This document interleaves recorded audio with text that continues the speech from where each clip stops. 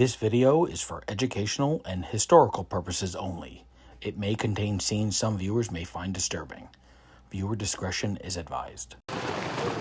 Up next on today's Wild West. I'm never allowed to have this much fun. They call it Paradise Ranch Another brook trout.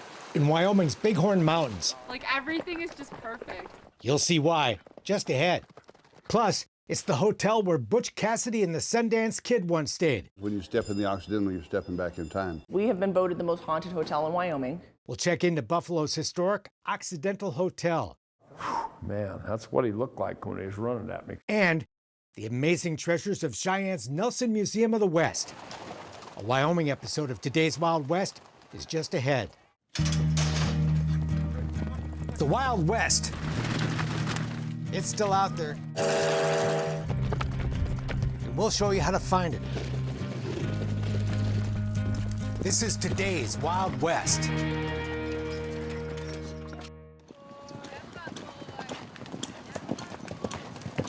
It's another day in paradise.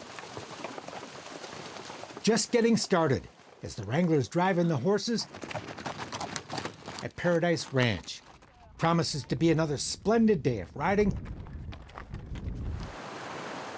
fishing, hiking, and just enjoying the chance to be here.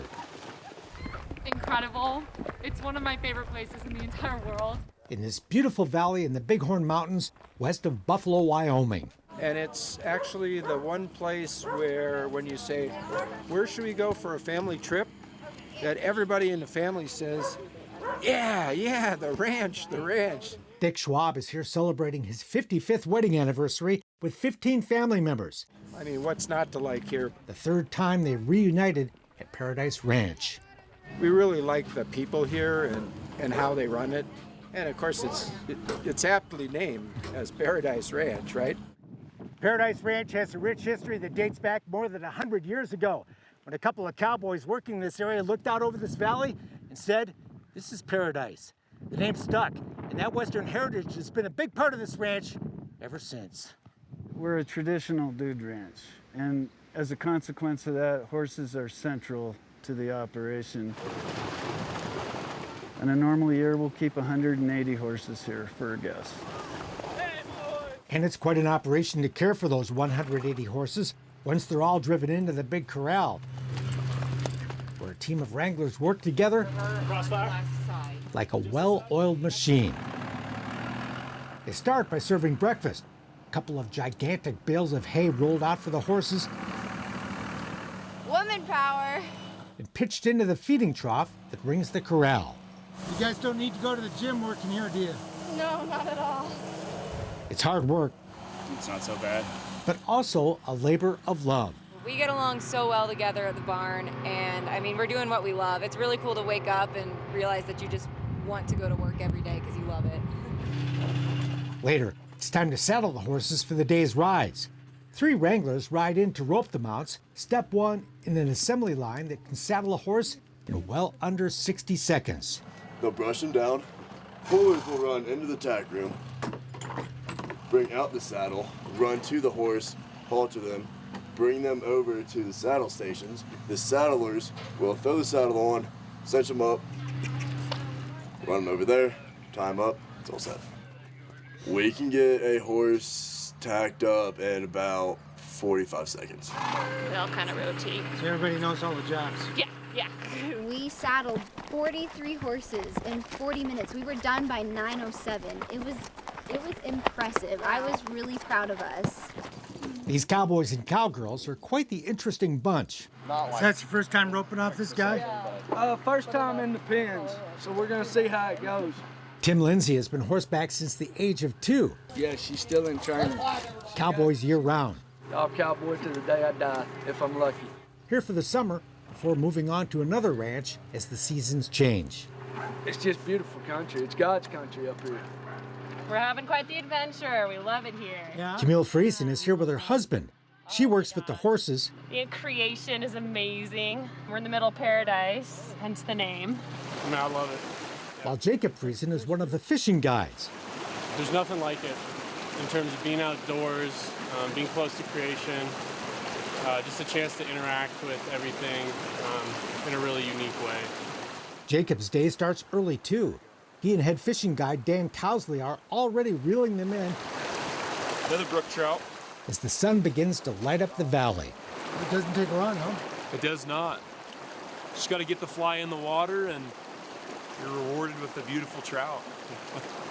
The fish are plentiful and hungry this morning in beautiful French Creek, which runs right through the middle of the 160 acres of private Paradise Ranch land, surrounded by 1 million acres of national forest. The bigger one, this is a Yellowstone cutthroat. Dan says this part of the West is home to the best fly fishing anywhere, and Paradise guides can take you to lots of great fishing spots off the ranch as well. Let me say, it was wonderful. My mom caught 9 fish. She caught 9 fish. 9 fish. I caught a fish on my first cast. Lee McGuigan and daughters Ann and Molly are just back from one of those trips. Right on the Powder River, one of the prettiest places I've ever seen. So on your back cast, pause a little more. Don't know a thing about fly fishing? There's a lot to it. You've come to the right place. Paradise kicks off the week with a fly fishing clinic for anglers of all ages. She kind of gives you a chance when you're guiding to relive your first fish, which is pretty special. Helping someone to hook into that first fish is pretty exciting. That first horseback ride can be pretty exciting too. We had to Google what loping meant on Monday night. First-time guests Josh and Ann and their son Daniel You guys basically had never ridden hardly before. Never really. were essentially first-time riders as well. Been on a horse once before. But with the help of a Paradise riding lesson, we're trotting and loping on the fast rides by week's end. Yeah, that helped so much. Now you're galloping. Yeah, I did do a little galloping. Pretty cool, huh? Yeah. People keep telling us we're horse people. I think we might start believing them pretty soon. You can sign up and have a lesson one-on-one with one of our wranglers. You learn more in that one-on-one experience than you'd probably learn all week just jumping on a ride. The view, the horses, the staff, like everything is just perfect. The ranch is also a paradise for those who love to ride. I've never allowed to have this much fun. Like Cindy Schwab. She competes in dressage and 3-day eventing back home. So you have your own horse? Yes. So what do you think of the horses here? They're amazing. Yeah? Oh, to find so many good horses in one place. And so many good places to ride. It's just phenomenal. And we've gone on a different trail every day, and they're all just spectacular. With 1 million acres, you'll never be on the same trail twice. Wide open plains, forests, mountains, flats, basically any kind of country you can imagine. So you get the whole spectrum of riding, from wide open loping to beautiful waterfall trails, all of that terrain here in this area. And you'll have plenty of chances to let your pony run. Go, cow! Plus, you can chase cows in team penning. Go, Levi! Go, cow! Go! Teams of riders work together to drive 3 cows into a pen. No, Daddy! A simple concept, but these cows do have minds of their own. There you go! Almost. And they can make this game a real challenge. But it's all good fun. It's so fun. Super fun. It is really fun. There's fun to be had off the horse, too. Like the sunrise hike to the top of Fan Rock. Heading out in the pre-dawn dark is an invigorating way to start the day. Watching that sun come up makes it all worthwhile. Well, we're surrounded by national forest in every direction, so everywhere you go is beautiful hiking and no one to bother you. Steve Fogley has run the Paradise Hiking Program for 10 years. It's actually really tough. I mean, I'm outside all day talking with really interesting people, so every day is pretty good, to be honest. But all of it, I don't know, just the whole experience is just amazing. Time together hiking, fishing, and riding builds a cowboy camaraderie that knits guests into lifelong friends. Relationships that keep people coming back here year after year. COVID? What COVID? After my first low, there's no COVID. No, it was. It's been pretty fabulous. It has. Despite the fact that the world is crazy right now. Yeah. coming back year after year. Even though there were differences, it was still the same experience. The Colemans have been reuniting with Laura and Steve Kalenda at the ranch since the couples met here years ago. You know, you're still out there, you're experiencing Mother Nature with everything she has to offer. The Bighorn Mountains are beautiful. And yeah, it was a fantastic experience. And their kids, now young adults, have grown up together in the Paradise Ranch Children's Program. A program with fun activities for everyone from teens to toddlers. Is this okay? Mom and Dad get to play,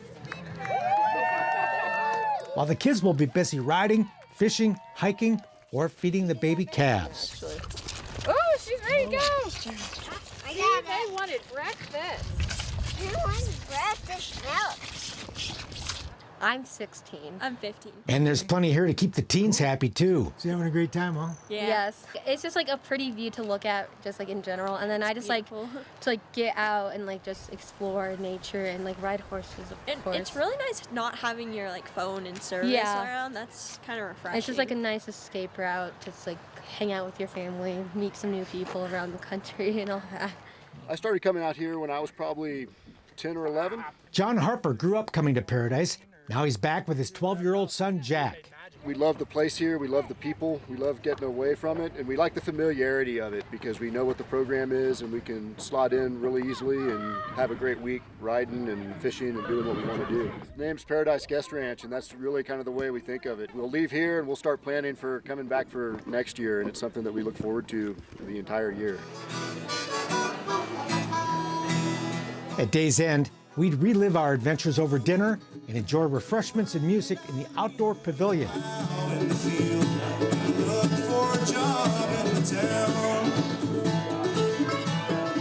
Or inside at the French Creek Saloon.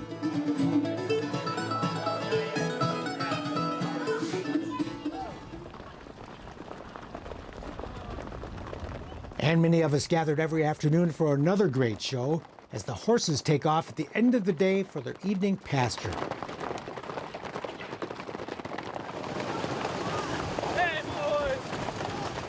That last run of the horses on the last day came way too soon. But for most people here, the week won't end with goodbye, but with plans to enjoy another day in Paradise the following summer. Today's Wild West is in Buffalo, Wyoming at the historic Occidental Hotel, where Butch Cassidy, Calamity Jane, and Buffalo Bill spent the night. We'll take the tour coming up on today's Wild West.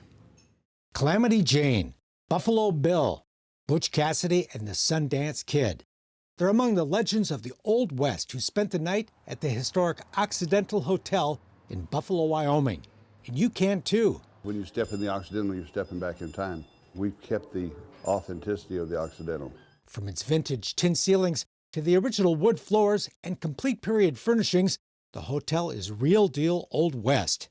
Yeah, it's cool. It's like being back in Old Buffalo.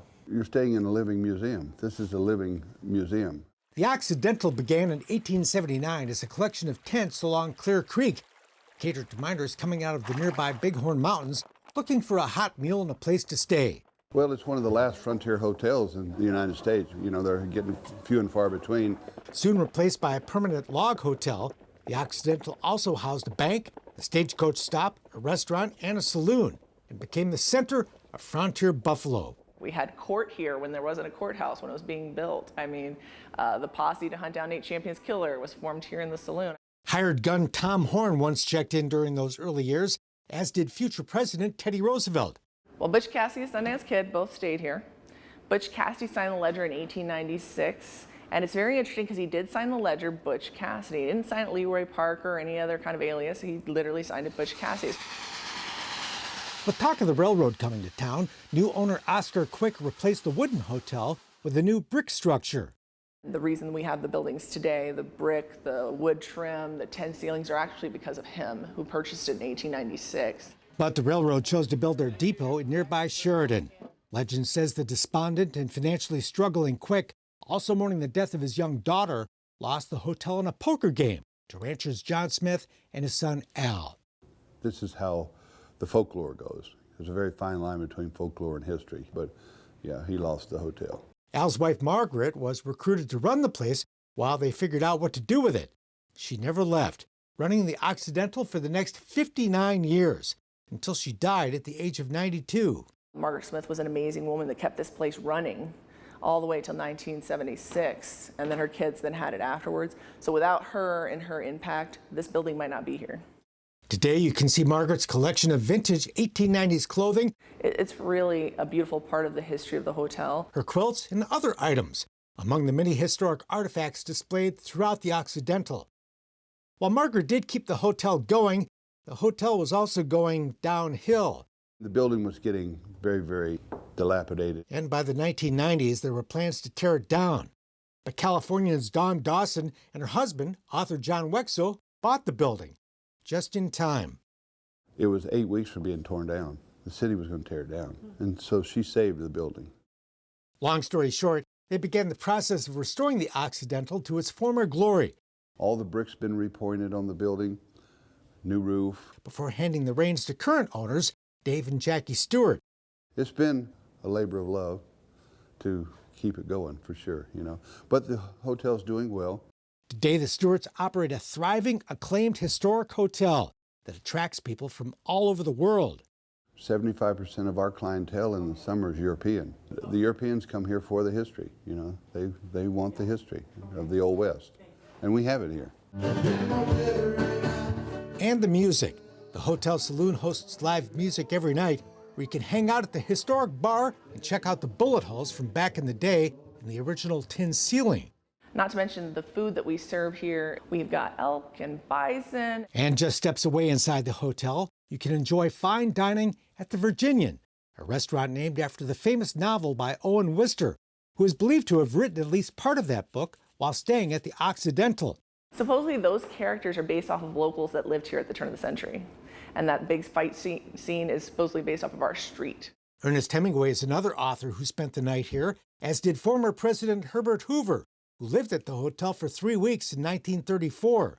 More recent famous guests include singer-songwriter Michael Martin Murphey, the cast of the hit modern TV western Longmire, and actor Paul Giamatti. He just called me up one time and said, this is Paul Giamatti, I want to come and stay at the Occidental. And he came out and stayed with us for 10 days. Had a ball. He wanted to stay in almost every room. All of the rooms, in fact the entire hotel, is decorated and furnished like a period-correct Old West time capsule, but with all the amenities you'd expect in a modern hotel. Plus, something you might not expect. We have been voted the most haunted hotel in Wyoming. We've got a little girl ghost named Emily, who kind of runs around upstairs in the 1904 structure. Guests have left a collection of dolls and a coffee room for Emily. Part of the reason that we chose this, we are like fascinated by the paranormal stuff, so we'd heard that this hotel might have some haunted rooms or haunted levels upstairs. So that was the first draw, but then we just kind of stayed for... Because it was just beautiful and fun. Mackenzie and Matt Whitaker never did see Emily, or any other ghost for that matter, but they did have a good time, extending their planned one-night stay to 3. No, I mean, we just kind of felt right at home as soon as we stepped foot in here, so I think that was... Not just the hotel, the whole town, everything's great. Yeah. And if you like Western history, you're in the right neighborhood. And even if you wanted to dress that and participate in our history and be an active character in your own right, you can do that. We have people that do it all the time. The site of the Fetterman Massacre, the Wagon Box Fight, and Fort Phil Kearny are just a short drive from the hotel. The Little Bighorn Battlefield, where Custer made his last stand, is just 90 minutes north. The Occidental was founded just 4 years after that most famous fight of the Indian Wars. I think it's cool to think about what this place, you know, back in the day, what it looked like, and kind of picture that when we're here, so. Would you recommend?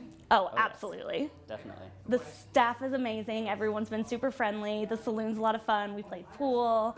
Yeah. The Busy Bee next door, great food. So we've just had a really good time.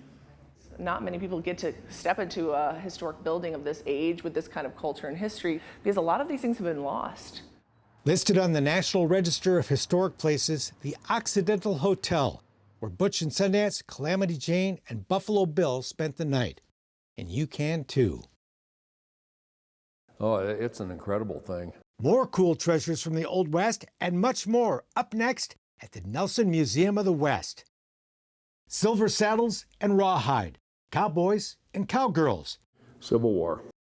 U.S. cavalry troopers, and Plains Indians. I call this my fine and fancy firearms case. Historic firearms, big game animals, and much more. More than 10,000 fascinating items to see at the Nelson Museum of the West in downtown Cheyenne, Wyoming. In the collection, we have about 10,000 artifacts and 5,000 books in the library that are all related to the Old West. And that would have been the first cavalry that would have been in Cheyenne, Wyoming. Founder Robert L. Nelson, better known as Bob, has been collecting since he was a kid. I collected rocks, and I collected stamps, and I collected coins, and I collected just about anything else that a little kid without any money could collect. Well, when I got older, I started collecting antique firearms. Bob was just a young teenager when he acquired his first gun. And I remember very well because I was about 13 years old and a neighbor had it and he gave it to me. That historic pistol turned out to be the beginning of a collection that would become the Nelson Museum, where you can still see that gun today. My first passion when I was 15 years old was collecting antique firearms. They were quite available. You could find them from old ranchers or in town. You could pick up some nice firearms. It's quite the opposite now. Smith & Wessons were a personal favorite. There are also Colts, Winchesters, and Remingtons, all in excellent condition. That's one of 3 that was shipped from the factory with elephant ivory grips. That gun is brand new. After collecting firearms, Bob moved on to Native American artifacts. So I built the collection by layers. I started with antique firearms, then I went to beadwork, then I went to cowboy gear. While you'll see the pottery of the Southwest Pueblo Indians displayed, Nelson's focus was on the Plains Indian tribes that once roamed what is now Wyoming. His collection includes beautiful headdresses, shields, and war shirts. This is one of the examples of one that I have that I know who wore it. A man named Pretty Hale, there's a photo of him there wearing the shirt. But with native artifacts, that kind of history is rare. It's almost impossible to find out the history of a Native American item. Virtually all of those items were collected not with the idea of preserving the owner, but because somebody thought it was pretty. The museum's collection of historic cowboy gear includes 400 pairs of spurs. And ironically, some of the finest antique cowboy collectibles are found on the East Coast. These guys came out here thinking they wanted to be a cowboy. They'd buy the finest gear, and about one winter here was enough. Back east they went, and they took all that great gear with them. Cowgirls are well represented too. Now this particular cowgirl here, she was from the city. She's a city girl, and this is a very expensive, high-grade outfit that she's wearing. As is the King of the Cowboys and the Queen of the West, Bob's childhood heroes, Roy Rogers and Dale Evans. Any kid my age when I was young, we were raised on Roy Rogers and Gene Autry and Rex Allen. The U.S. Cavalry, of course, played a huge role in the history of the American West, and the Nelson has a very thorough collection of its ever-evolving saddles, uniforms, and equipment. Yeah, that's an 1874 model, and then it didn't change until 1885. We don't have any reproductions in this museum, with the exception of a few pairs of military boots. All of the cowboy, all of the military firearms, and all of that are vintage. But it's important to remember, most every display you see, the uniform, the hat, the pistol, were each acquired as individual items, then assembled to make a complete outfit. It's not like you can go out and you can buy a saddle that looks like this and a uniform that looks like that. You have to buy every single piece and put it together like a big puzzle. It's all part of a bigger picture and a bigger story of the historic American West. I designed the collection basically to show every item that somebody might have a question about that had to do with the Old West in this area and in Wyoming and broader West. This is to bear the charge. Yep. There's more upstairs. Nelson's collection of hunting trophies. I started hunting when I was about 10. From every continent except Antarctica. I think hunting is inbred into Wyoming boys. I mean, I've never met a Wyoming boy who didn't want to go hunting, and I don't care if the boy was 3 years old. The attorney began hunting around the world in the early 1980s, and the animals he brought home to display were a big hit. Particularly the school kids that we have coming through here, were mostly enthralled with the wild animals that they saw here. So we expanded that collection. Bob's well aware that some people don't like hunting, but he believes those opponents are not aware of the many positive impacts of hunting, especially in African countries that carefully manage their wildlife. It's huge, huge income, millions and billions maybe of dollars a year internationally. The Safari Club of America has, I believe, 35,000 members worldwide. And every one of those people is dedicated to the conservation of wild animal populations. Hunting all over the world can be quite the adventure. I shot it at 20 feet. And his cousin of the grizzly bear, shot in Alaska, brings back some vivid memories of the day he charged. So you almost ended up in that guy's mouth, huh? Man, that's what he looked like when he was running at me. Bob's now retired from hunting. Mainly because I don't have any more wall space. And while he calls the museum mature, he's still filling in the gaps and adding to the collection. As fabulous as the museum is, only about 25% of the collection is on display at any given time.